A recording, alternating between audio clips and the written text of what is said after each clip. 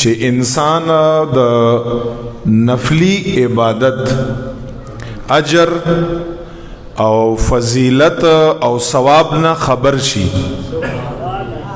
نو بیا هغې نه انسان اندازه کولی شي چې دا کوم فرضي عبادت دی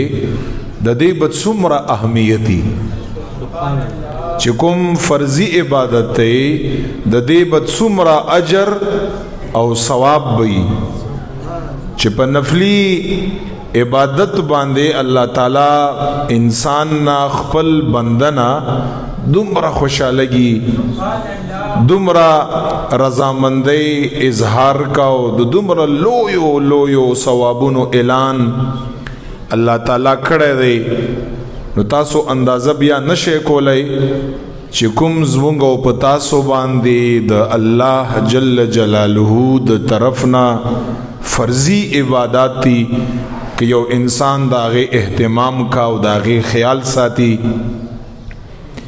داغه د قضاینا ځان ساتي قضا کیږي ترنه نه کوشش کوي چې هغه په خپل ټیم باندې ادا کا نو هغه به څومره اجر او ثوابي په دینیت باندې نفلی عبادت لګ اجر او ثواب درته بیانوم او ګوره صاحبانو دا یاد لرئ په ژوند کې په زندګۍ کې لګا ځان سره د نفلی عبادت ذخیره ام لګا ځان سره اوساتئ د زمونږ استادو چې کوم ژوند او زندگی دا پدې کې به مونږ او تاسو چې کوم فرایض دي یا واجبات دي هغه خو سوال نه پیدا کوي چې زمونږ او تاسو یې پریدو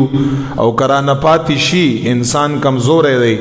نو بیا د هغه قضا ده نبی علیہ السلام مبارک په حدیث کې فرمایي چې کله انسان نه پاتې شي یا کله انسان نه هیر شي نو فلیصلیها اذا ذکرها نبی علیہ السلام فرمایي چې کله دریات شي د هغه قضا وکړه هغه مپریدا دا خو اسیم ضروری ده خو د فرضونه علاوه چې څومره نفلی عبادت دی هغه اهتمام وکړئ هغه خیال ساتئ هغه لم ټیم ورکړئ په هغه باندې انسان نا الله جل جلاله خوشالګي ډیر ثواب انسان ته په هغه باندې ملاويږي او دا هر انسان لپاره دی چې په خپل ژوند کې مونږ او تاسو سره د نفلم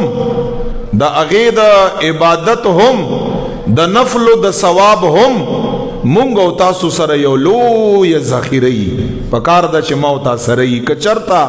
سبا په ورځ د قیامت باندې زما او ستا په فرضو کې څه کمای راشي خدای پاک جل جلاله با دا نفلی عبادت د زما او ستا د پاره په فرضو کې حسابي د دې ډیر اهمیت دی نو چې تاسو نفلی عبادت اهمیت اندازار ته ولګي ان شاء الله تعالی فرضی عبادت نه به هیڅ کلم مخ نه اړوي هغه خو بیا خامخا لوی دی فرضی عبادت خو بیا خامخا کمال والا دی هغه خو بیا خامخا ثواب والا دی هغه خو خامخا اجر والا دی باقي خو بیا خامخا الله جل جلاله انسان ناراضه کیږي نو دی وجنا د دغه عبادت او اهتمام هم کوي